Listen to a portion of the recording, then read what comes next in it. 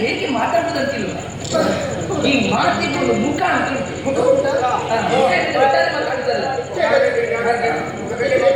ಎಂತ ಕೊಕ್ಕಕೋಲ ಓಡಿ ಎಂತ ಮಗನ ಸುಂದರಿ ಹೇಗೆ ಗೊತ್ತಾ ಯಾವ ನೀನು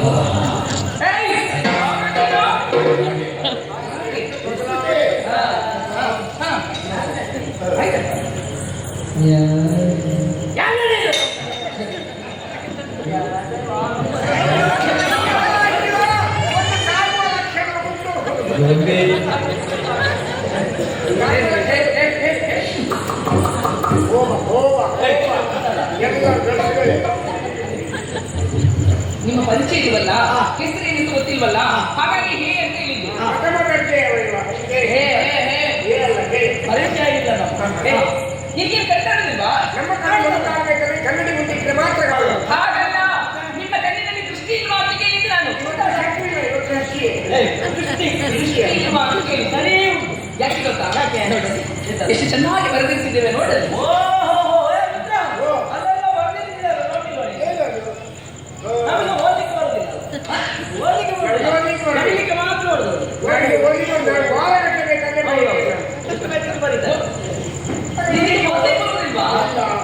ಬರಲಿಕ್ಕೆ ಮಾತ್ರ ಬರುವುದಾ ಹೌದಾ ಅದು ನಮ್ಮ ಬದುಕಿನ ನಡೆಯುವ ಒಂದು ಅಗತ್ಯ ಘಟನೆ ಇವರು ನನ್ನನ್ನು ಒಟ್ಟಿಗೆ ಗುರುಮಠಕ್ಕೆ ಹಾಕಿದ್ರು ಗುರುಗಳು ಪಾಠ ಮಾಡ್ತಾ ಇದ್ರು ಕೈಗೆ ಭಾರತ ಬಗ್ಗೆ ಮೇಲಿರಲಿಲ್ಲ ಪಕ್ಕದಲ್ಲಿ ಕೂತ್ಕೊಂಡು ಇಲ್ಲಿ ಕಿಕ್ಕಿ ಮಾಡ್ತಾ ಇದ್ದೆ ಕೀಟಲೆ ಮಾಡ್ತಾ ಇದ್ದೆ ನನ್ನ ಕಿವಿಯಲ್ಲಿ ತಿರುಗಿ ಯಾಕೆ ಹೊರಗೆ ಸಾಧ್ಯ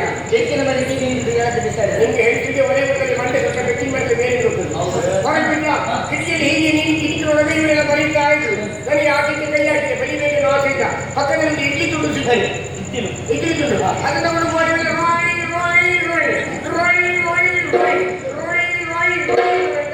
ಆಗ ಗುರುಗಳ ಒಬ್ಬರಿಗೆ ಬಂದಿದ್ದ ಗೋಡೆ ಮೇಲೆ ಬಂದು ನಿನ್ನ ಕೈ ಬಿಡಿತೇವೆ ಆದರೆ ಅದು ಗೊತ್ತಾಗ ಓದಿ ಬಂದು ಬರೀ ಆಯ್ತಪ್ಪ ಓದಿದ್ದೆ ಅದು ಅವರು ಗುರುಗಳೇ ಓದಿದ್ದು ಇನ್ನು ನೀವೇ ಓದಬೇಕು ನೋಡಲಿ ಏನು ಬರೆದಿರ್ತಿದ್ದೇವೆ ಅಪ್ಪಣೆ ವಿನ ಪ್ರವೇಶ ಇಲ್ಲ ನಾವು ನಮ್ಮ ಅಪ್ಪನ ಕರ್ಕೊಂಬರಿಲ್ಲ ಹಳೆ ಹೊರೆ ಹಂಗೆ ಅವರು ಅಪ್ಪಣೆ ವಿನ ಪ್ರವೇಶ ಇಲ್ಲ ನಾವು ನೋಡಿದ್ದೀಗ ಅಂದ್ರೆ ಅಪ್ಪಣೆ ವಿನ ಪುರುಷನಿಗೆ ಪ್ರವೇಶ ಇಲ್ಲ ಅಂತ ಪುರುಷನಿಗೆ ಪ್ರವೇಶ ಇಲ್ಲ ಯಾಕೆ ಅಂದ್ರೆ ಈ ವನ ನನ್ನ ವನ ಅಲ್ಲ ತಪ್ಪು ಈ ವನ ನನ್ನ ವನ ಅಲ್ಲ ತಪ್ಪು ಈ ವನ ಅಂದ್ರೆ ಈ ಸ್ಥಳ ನನ್ನದು ಅಂತ ಹೇಳಿದ್ರು ಈ ಸ್ಥಳದಿಂದ ಅದನ್ನೆಲ್ಲ ಹೇಳ್ಕೊಂಡು ನಿನಗೆ ಅದು ತೋರಿಸುವುದು ನಿನ್ಗೆ ಓದಲಿಕ್ಕೆ ಬರುದಿಲ್ವಲ್ಲ ಅಂದ್ರೆ ಹೆಣ್ಣು ಮಕ್ಕಳೇ ಸಂಚರಿಸುವಂತ ವನ ಇದು ಪುರುಷರ ನೀವು ಪಡೆದಲು ಕುದುರೆ ಅದನ್ನು ನಂಬಿಕೊಂಡು ಇಬ್ಬರು ತಿರುಗಾಟ ಹೇಗೋ ಬಂದಾಯ್ತಲ್ಲ ಬಂದ ಹಾಗೆ ಹಿಂದಕ್ಕೆ ಹೋಗಿ ಬಂದ ಕಾರ್ಯ ಪೂರ್ಣವಾಗದೆ ಬಂದ ಕಾರ್ಯ ಪೂರ್ಣವಾಗದೆ ನಾ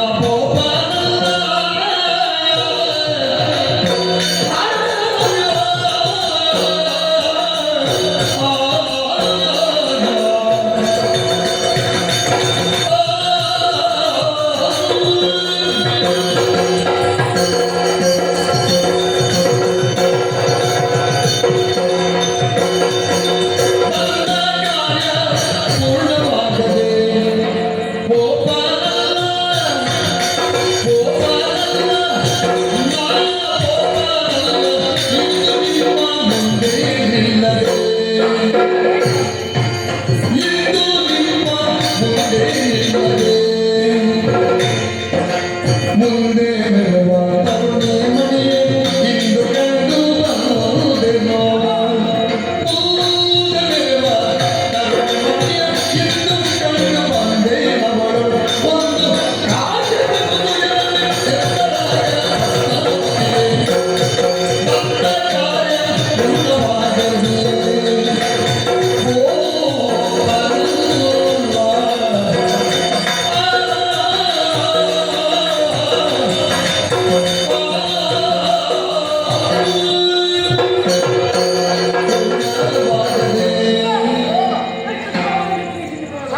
ಬಂದಾಯ್ತಲ್ಲ?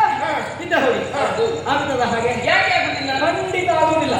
ನಾನು ಮತ್ತು ನನ್ನ ಮಿತ್ರ ಎಲ್ಲಿಗೆ ಹೊರಟಿದ್ರು ಕೂಡ ಒಂದು ರೂಪುರೇಷೆ ಅಂತಿದೆ. ಇನ್ನವರು ನೋಡಿ ನೋಡ್ಬೇಕು, ಇನ್ನವರು ಕ್ರಮಾಂಕದಲ್ಲಿ ಇಷ್ಟೇ ಕೇಳ್ಬೇಕು, ಹೀಗೆ ತಗೊಳ್ಳಾದ್ರೆ ಹೀಗೆ ನಡ್ಕೊಂಡು ಮಾಡ್ಬೇಕು ಅಂತ ರೂಪುರೇಷೆಯನ್ನು ಹಾಕಿದ್ದೇವೆ. ಇಷ್ಟೊತ್ತಿಗೆ ಹೋಗ್ಬೇಕು, ಇಷ್ಟೊತ್ತಿಗೆ ಕಾರ್ಯಕ್ರಮ ಮುಗಿಬೇಕು ಎನ್ನುವ ಹಾಗೆ. ಒಂದ ಕಾರ್ಯ ಪೂರ್ಣವಾಗದೆ ನಾವು ಓಪನಲ್ಲ. ನಾನು ಒಪ್ಪನಲ್ಲ.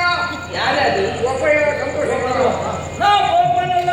ಒಪ್ಪನದು. ಹಾಗೆ ತಿರುಗಾಡ್ತಾ ಬರುವಂತಹ ಕಾಲಕ್ಕೆ ಈ ಉಪವನದಲ್ಲಿ ನಿನ್ನನ್ನು ನೋಡಿದೆ. ಒಬ್ಬಳಲ್ಲ, ಅದೆಷ್ಟೋ ನಾರಿ ಮಣಿಯಲ ಮುಂದೆ ಅದೆಷ್ಟು ನಾಯಿ ಮರಿಗಳೇ.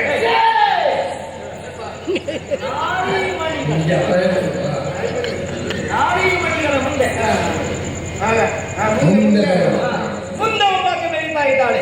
ಅವಳನ್ನೇ ಮಾತಾಡಬೇಕು ಎನ್ನುವಂತಹ ಉದ್ದೇಶದಿಂದ ಬಂದಿದ್ದೇನೆ. ಅಲ್ಲ ಮಿತ್ರ, ಹಿಂದೆ ಹಿಂದೆ ನಿನಗೆ, ಮುಂದೆ ನನಗೆ. ಬಾಯಿ ಬಂದದ್ದು ಪಂಚಾಮೃತ. ಹಾಗಿರುವಾಗ ನಿನ್ನ ಸಂಪೂರ್ಣ ವಿಚಾರವನ್ನು ಕೇಳಿ ತಿಳಿದ್ರೆ ಹೋಗುವುದಕ್ಕೆ ಅಡ್ಡಿಲ್ವೇ?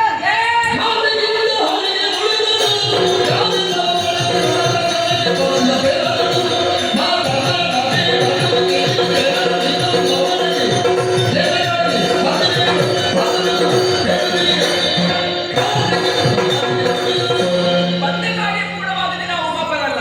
ಈ ಸೊತ್ತೆ ಕಾರ್ಮಿಕರ ನೀವು? ನಮ್ಮ ಕಾರ್ಯಕ್ರಮಕ್ಕೆ ಇದು ಮುಗಿದಾದ್ಮೇಲೆ ಗೊತ್ತಾಗಲಿಲ್ಲ. ಏ ಪುಳಿಂದ ಗಂಡು ಮಕ್ಕಳು ಯಾವಾಗಾದ್ರೂ ಪುಳಿಯಿಂದ ದುಂಟ ಇಲ್ಲ. ಇದಕ್ಕೆ ಹೆಣ್ಣು ಮಕ್ಕಳು ಮಾತ್ರ ಅಲ್ವಾ? ಮುಂದೊಂದು ದಿನ ನಿರೀಕ್ಷಿಸಿ. ಕಿರಾತ ಅಂತ ಹೇಳಿದ್ದು. ಹೌದು, ನಮಗೆ ಕಿರಾತಗತಿ, ಜೇನುತುಪ್ಪ, ಹುಳಿ ಚರ್ಮ, ಹುಳಿ ಉಪ್ಪು ಎಲ್ಲ ಮುಂದೆ ನಮ್ಮ ಕೈಗೆ ಹೌದಾ? ಅಯ್ಯೋ ಕಾಡ ಬೇಡ ಅಂತ ಹೇಳಿದ್ದು. ನಾವು ಯಾರನ್ನು ಕಾಣಿಗಿಲ್ಲ, ಯಾರನ್ನು ನೋಡಿಗಿಲ್ಲ, ಇದುವರೆಗೆ ಪ್ರಶ್ನೆ ಇಲ್ಲ. ನಿಮ್ಮ ಅಂದ ಆಕಾರ ನಡೆ ನುಡಿ ಇದನ್ನೆಲ್ಲ ಕಂಡಾಗ ಕಾಡಿನಲ್ಲಿ ಒಂದು ಜನಾಂಗದವರು ವಾಸವಾಗಿರ್ತಾರೆ. ಕಾಡ ಕಿರಾತರು ಅಂತ ಕರೀತಾರೆ. ಖಂಡಿತ. ಅವರೇ ನೀವು ಅಂತ ಕೇಳಿದ್ದು. ಹೌದು. ಅವರೇ ನೀವು ಭಗವಂತಾದ್ರೆ ಆದ್ರೆ? ನಿಮ್ಮ ಹೆಸರು, ನಿಮ್ಮ ಅಪ್ಪನ ಹೆಸರು, ನಿಮ್ಮ ಅಮ್ಮನ ಹೆಸರು, ನಿಮ್ಮ ಮದುವೆ ಆಗಿದೆ, ಗಂಡಕ್ಕೆ ಎಷ್ಟು ಮಕ್ಕಳು ಇದ್ದಾರೆ, ಎಷ್ಟು ಮಂದಿ ಮಕ್ಕಳು, ಗಂಡ ಎಷ್ಟು ಹೆಣ್ಣೆಷ್ಟು, ನೀನು ಮೊಮ್ಮಕ್ಕಳದ್ದಲ್ಲ, ಅಜ್ಜ ಆಗಿದೆಯಾ, ಮಕ್ಕಳಿದ್ದಲ್ಲ. ಕಸಿಯಾಗಿ ಉಪ್ಪುದಾಗಿ ಕಪ್ಪೆಯನ್ನು ಹರಿಸಬೇಕು, ಮನೆಯಲ್ಲಿ ಅನ್ನ ಬೇಕಾಗಿ ಉಪ್ಪುದಾಗಿ ಕಟ್ಟಿಕೊಂಡಿಲ್ಲ. ಮತ್ತೆ ಅದು ಮೂಲದ ಗೊತ್ತಾದ್ರೆ ಹಿಂಗೆ ಗೊತ್ತಾಗ್ತದೆ. ಸುಮ್ಮನೆ ಧನದ ಬೇಕಾಗಿ ಉಪ್ಪುದಾಗಿ ಕಟ್ಟಿಕೊಂಡಿಲ್ಲ. ಹೇ! ಇದೆ ಬಾ, ಎಂತದು? ನೀನು ಹೇಳಿದ್ರೆ ನಿನಗೆ ಅರ್ಥ ಆಗಿದೆಯಾ? ಅರ್ಥ ಆಗುದು ಬೇಡ. ಅವಳು ಆರಂಭಿಸಿದಲ್ಲಿಂದ ನೀನ್ ಯಾರು? ನಾವು ಹೇಳಬೇಕು. ನಿನ್ನ ಅಪ್ಪ ಯಾರು ಅಂತ. ಅಪ್ಪನಿಂದ ಅಲ್ಲ, ಅಮ್ಮನಿಂದ. ಜನಗನು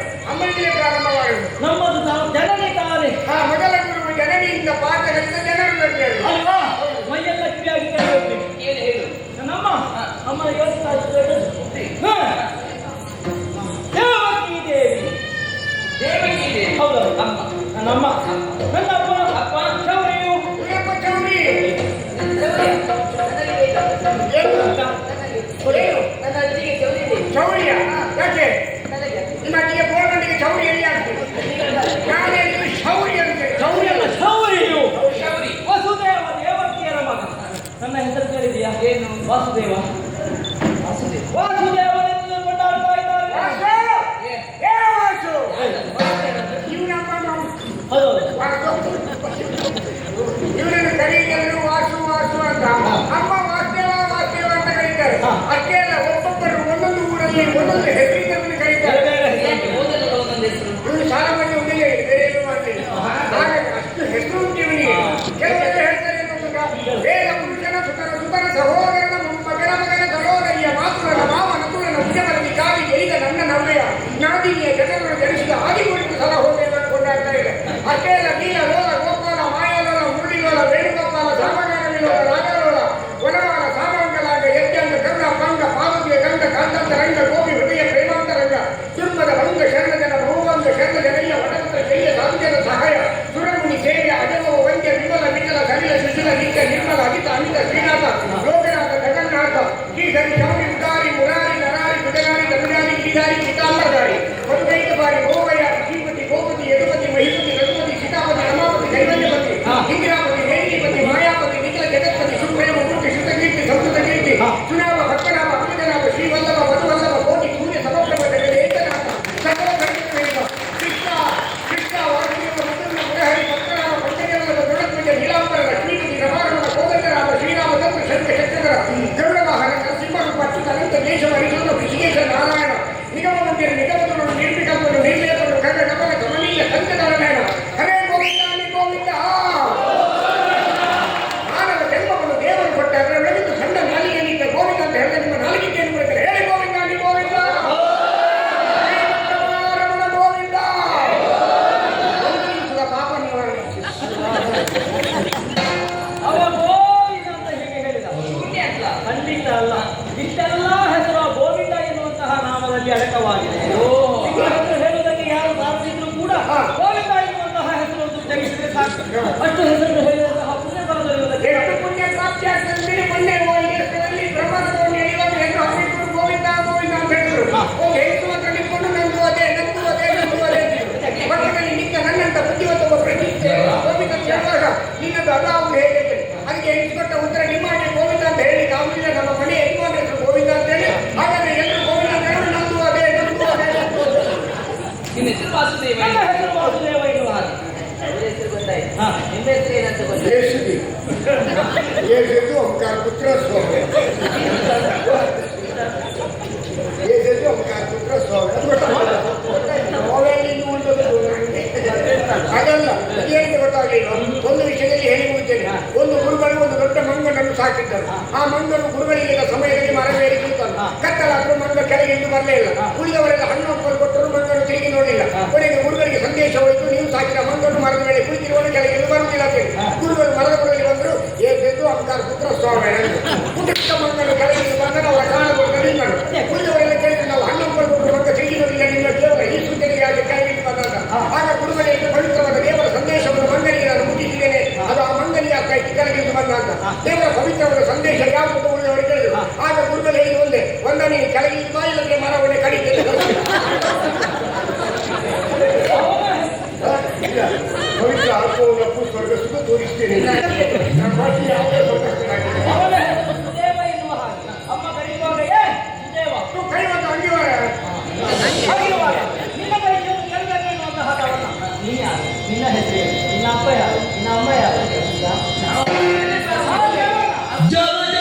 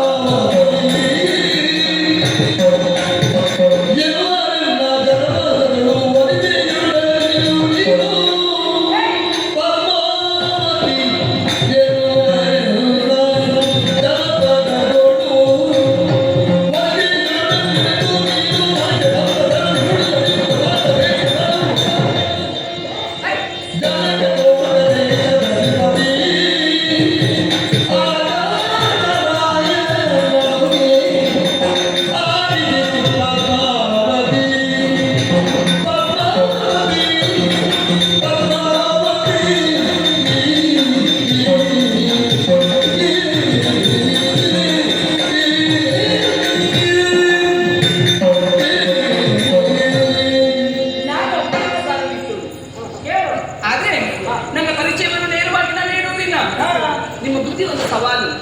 ನಾನು ಸೂಚಿಸ್ತೇನೆ, ನೀವು ಯೋಚಿಸಿ ಉತ್ತರವನ್ನು ಕೊಡಬೇಕು. ಅವರು ಸುಳ್ಳು ಕೊಡ್ತಾರೆ, ನಾವು ಸುಳ್ಳು ಕೊಡ್ಬೇಕು. ಸೂಚಿಸು. ನನ್ನ ಅಪ್ಪ ಯಾರು ಗೊತ್ತಾ? ಯಾರು? ಮೇಲ್ನೋಡು. ತೀರ್ಥರೂಪ ಸಮಾನರಾದ ಪೂಜ್ಯ ಮಾವಯ್ಯನವರೇ, ಅಕಾಲದಲ್ಲಿ ನೀವು ಸ್ವರ್ಗಸ್ಥರಾಗಿದ್ದಕ್ಕೆ ನಾವು ವಿಷಾದಿಸ್ತೇವೆ. ಯಾರು ಅಪ್ಪ? ಯಾರು ಯಾರು ಅಳಬೇಕಾದ? ಸತ್ತವರಿಗೆ ಮಾಡುವ ಕ್ರಮ ಉಂಟಲ್ಲ, ಯಾರಾದ್ರೆ ಅಳಬೇಕಾದವಳು ನೀನೇ ಅಂತದ್ದು. ಸ್ವರ್ಗಕ್ಕೆ ಹೋದ್ರೆ ಸಂತೋಷ.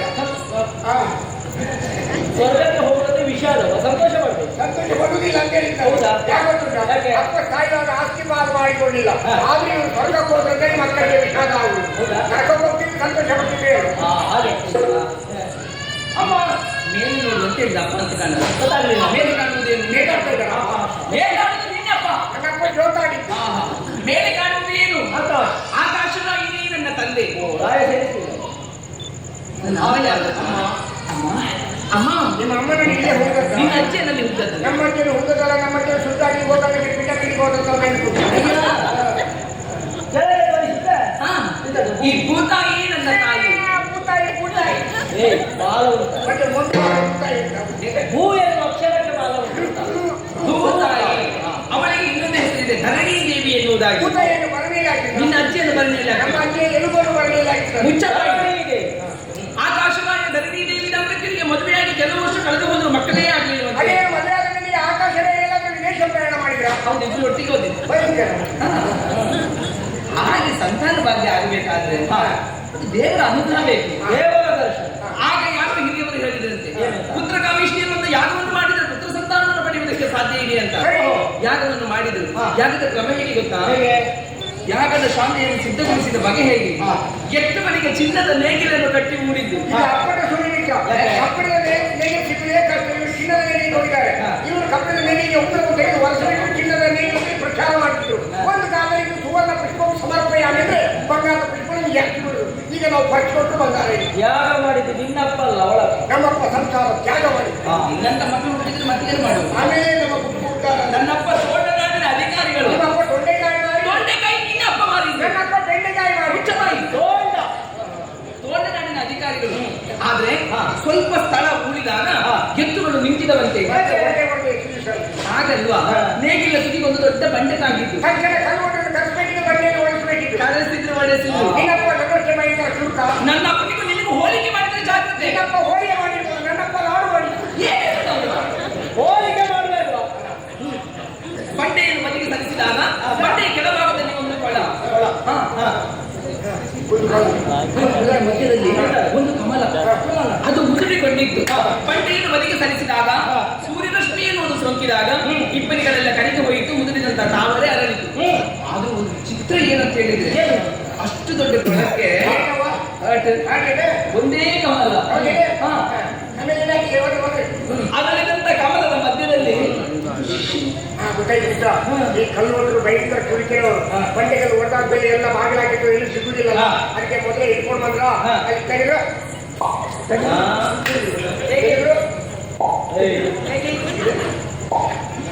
ನೀನು ಹಬ್ಬ ಕುಡಿತಿದ್ದಲ್ಲ ಅದು ಈ ಸಲ ಅದು ಶಿಶು.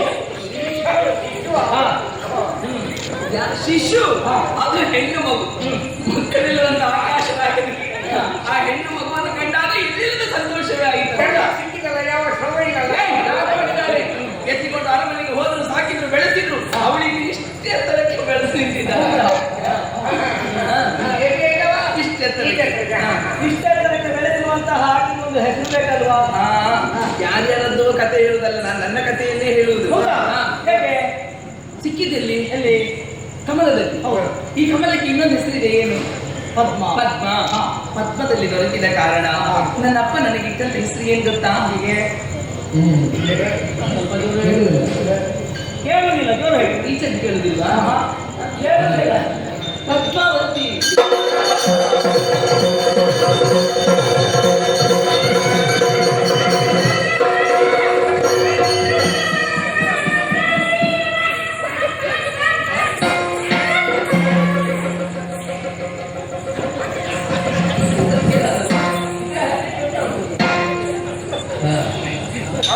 ಅವಳು ದೂರ ಯಾರದು? ಆವೇಶ ಬಂದಾಗ ಆವೇಶ. ಪದ್ಮಾವತಿ. ನನ್ನ ಹೆಸರು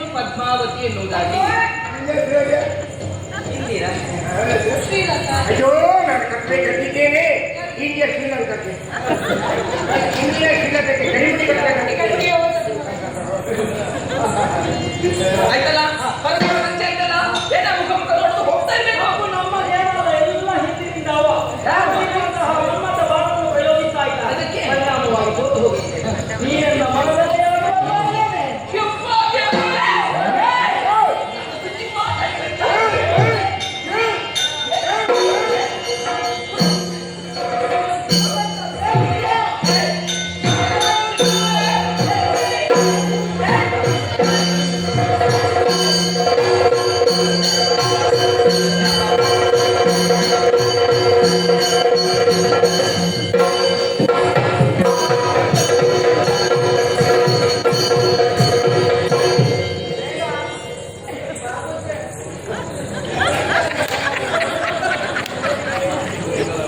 ಎಂತದಿದ್ರೆ ಆವತ್ತ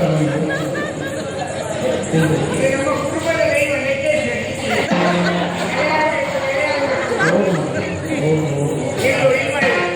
ಭಾಗವತ ನೋಡಿ ಭಾಗವತ ತುಂಬ ನಾವು